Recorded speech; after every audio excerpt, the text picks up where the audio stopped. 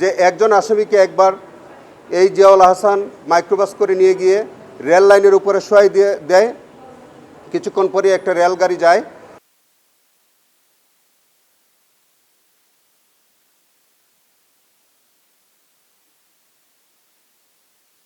এবং যে আসামির বিরুদ্ধে সাক্ষী দিয়েছে জিয়াউল আহসান এরকম একজন নিষ্ঠুর খুনি, এইরকম একজন নিষ্ঠুর এবং খুনি বাংলাদেশের ইতিহাসে আর দ্বিতীয়টি নেই।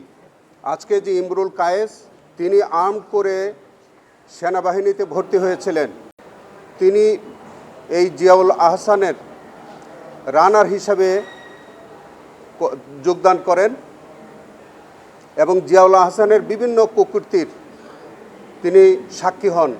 জিয়াউল আহসান প্রায় 60টি ঘটনার ভিন্ন ভিন্ন সময়ে 60টি ঘটনার বর্ণনা দিয়েছেন। এই 60টি ঘটনায় তিনি প্রায় 30 জনকে নির্মমভাবে খুন করার বর্ণনা দিয়েছেন।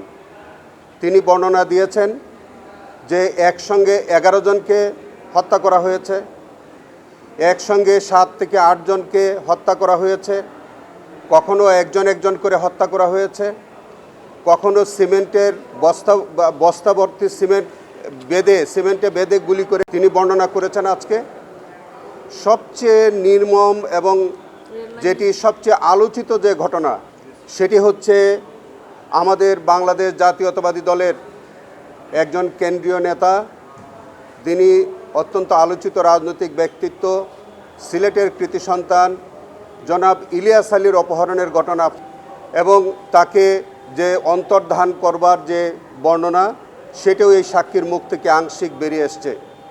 তিনি পরিষ্কার করে বলেছেন, সেটা হচ্ছে যে তিনি বলেছেন যে একবার জিয়াউল আহসানের নেতৃত্বে তিনি মহাখালী ব্রিজের কাছে যান, সেখানে তিনি কথোপকথন করেন তারেক সিদ্দিকীর সাথে। ইলিয়াস আলীকে গল্ফ করেছি, আপনাদের কথা মতো গল্ফ করেছি, এখন এর বেশি আমি আর কি করব?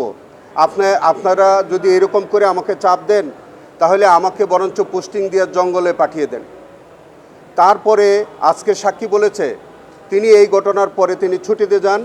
ছুটি থেকে আসার পরে তিনি যখন র্যাব হেডকোয়ার্টারে জয়েন করেন, তখন দেখলেন যে র্যাব হেডকোয়ার্টারের অবস্থা থমথমে এবং অস্ত্রাগারের যে রেজিস্টার এবং ভিডিও ফুটেজ, র্যাব হেডকোয়ার্টারের যে ভিডিও ফুটেজ, এই সব কিছু জিয়াউল আহসান ধ্বংস করে দিয়েছে, নষ্ট করে ফেলেছে।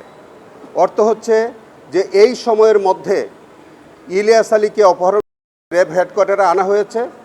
এই সাক্ষীটা যাতে না থাকে, এই এভিডেন্সটাকে নষ্ট করবার জন্যে সকল ফুটেজ জিয়াউল আহসান গায়েব করে দিয়েছে, নষ্ট করে দিয়েছে।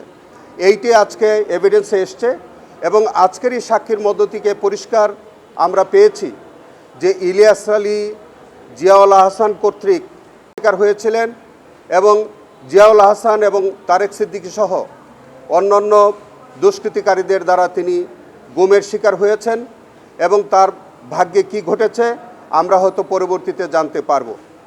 এই সাক্ষী আরও যেটা বলেছে যে তিনি অনেকগুলো ঘটনার সাক্ষী, সেই একটা ঘটনার কথা তিনি বলেছেন যে একজন আসামিকে একবার এই জিয়াউল আহসান মাইক্রোবাস করে নিয়ে গিয়ে রেল লাইনের উপরে শোয়াই দিয়ে দেয়, কিছুক্ষণ পরে একটা রেলগাড়ি যায় এবং সেখান থেকে তার ভাগ্য যা ঘটার সেটা ঘটেছে। এইভাবে তিনি প্রায় 30 জন ভিকটিমের নিহত এবং শহীদ হওয়ার ঘটনা বলেছেন এবং প্রত্যেকটি ঘটনা অত্যন্ত সিস্টেমেটিক ওয়েতে, অত্যন্ত টার্গেটেড ওয়েতে এই হত্যাকাণ্ডটি সংঘটিত হয়েছে এবং প্রত্যেকটির মধ্যে জিয়াউল আহসানের নেতৃত্ব ছিল। আপনারা আমাদের বলতে দ্বিধা নাই, এই জিয়াউল আহসান আজকে কোর্টে উনি উপস্থিত থেকে এই সমস্ত সাক্ষ্যটা শুনেছেন, আর যতক্ষণ তিনি শুনেছেন ততক্ষণ পর্যন্ত তিনি হাসছিলেন, দাঁত খিলিয়ে খিলিয়ে তিনি হাসছিলেন। অত্যন্ত দুঃখজনক, তিনি যে কতটা কুখ্যাত এবং তিনি যে কিভাবে মানুষ খুন করতে পারেন তার আজকে বডি ল্যাঙ্গুয়েজ থেকে সেটার প্রমাণিত হয়েছে। এবং আপনারা আজকে 3টার সময় আবার অবশিষ্ট সাক্ষী হবে। আমরা আশা করি যে এই সাক্ষীর মুখ থেকে আরও কতজন ভিকটিম এইভাবে নির্মম হত্যাকাণ্ডের শিকার হয়েছে, হয়তো এই সাক্ষীর মুখ থেকে বেরিয়ে আসবে। তিনি এই সাক্ষী যে নিজে উপস্থিত থেকে যে ঘটনার বর্ণনা দিয়েছেন, সবগুলোর মধ্যেই তার ভূমিকা হলো এগুলোকে ডিসপোজাল করেছেন। তো সেই কারণে এই সাক্ষীকে আমরা অ্যাকমপ্লিস উইটনেস হিসেবে আমরা ট্রাইব্যুনালে হাজির করেছি। একজন অ্যাকমপ্লিস উইটনেসকে ট্রাইব্যুনালে সাক্ষী হিসেবে নেওয়ার আইনগত সুযোগ আছে। তিনি যদি আজকে আমরা যদি এই সাক্ষীকে না পেতাম, তাহলে আজকের এই ঘটনার বর্ণনা কে দিত? তো সেই কারণে যে আজকে যে ইমরুল কায়েস, তিনি জিয়াউল আহসানের রানার ছিলেন, জিয়াউল আহসানের সাথে থেকে প্রত্যেকটি ঘটনা তিনি পর্যবেক্ষণ করেছেন এবং তিনি লাশ ডিসপোজাল করেছেন, এবং সেটা করেছেন বলেই তার কাছ থেকে আমরা এই ঘটনাগুলো আজকে জানতে পেরেছি। আপনারা অপেক্ষা করেন, ইলিয়াস আলীর গুমের সম্পর্কে আরও সাক্ষী আছে, এটা ভবিষ্যতে ইনশাল্লাহ আপনারা দেখতে পাবেন। 7টি ঘটনার মধ্যে একটি ঘটনা বলেছে উনি সুন্দরবনে হয়েছে, একটি ঘটনা হয়েছে আপনার ইয়েতে পোস্তগোলা ব্রিজের কাছে নদীতে, 2টি ঘটনা। একটি ঘটনা ঘটেছে মহাখালী ব্রিজের কাছে, একটি ঘটনা বলেছে যে গাজীপুর, এবং একটা ঘটনা ঘটেছে উত্তরায়। এরকম 7টি ঘটনার কথা তিনি বলেছেন, এবং 7টি ঘটনা, একটি ঘটনা আছে জাফলংয়ে, সিলেটের জাফলংয়ে, এর 2টা, এবং জাফলং থেকে ফেরার পথে আছে একটা জায়গা, যেটার জায়গার নাম তিনি বলতে পারেন নাই, কিন্তু আসার পথে একটা ঘটনা আছে। এরকম প্রায় 7টি ঘটনার বর্ণনা দিয়েছেন, এবং 30 জন ভিকটিমের তাকে হত্যা করার বর্ণনা তিনি দিয়েছেন। অ্যাকমপ্লিস উইটনেস তিনি, আমরা এই যে দুষ্কর্ম যেটা হয়, যে অপরাধটা হয়, সেই অপরাধের তিনি কিছুটা অংশগ্রহণকারী, এক অর্থে কিছুটা অংশগ্রহণকারী। যেমন ধরেন, এই সাক্ষী তিনি লাশ ফেলছেন, তার ঊর্ধ্বতন কর্মকর্তার নির্দেশে ফেললেও তিনি কিন্তু ওখানে অংশগ্রহণ করেছেন। কিন্তু আমরা তাকে সাক্ষী হিসেবে উপস্থাপন করেছি এই কারণে যে এই ঘটনাগুলো বর্ণনা করার জন্য আর কোনো প্রত্যক্ষদর্শী সাক্ষী আমাদের সামনে নাই।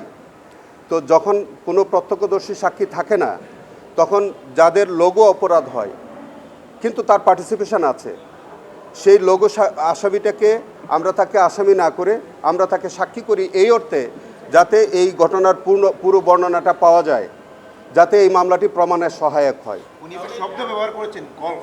গল্ফ শব্দটা, এই গল্ফটা হচ্ছে আমরা যে গল্ফ খেলি, যেভাবে একটা বলকে মানে গর্তে ফেলা হয়, ঠিক এই অর্থে তারা মানে আলফা, ধরেন আর্মিরা কিছু শব্দ ব্যবহার করে, আলফা, হ্যাঁ, টার্গেট, এরকম নানান তারা কিছু শব্দ ব্যবহার করে। এই গল্ফটাও কিন্তু ওই অর্থে আক্ষরিক করতে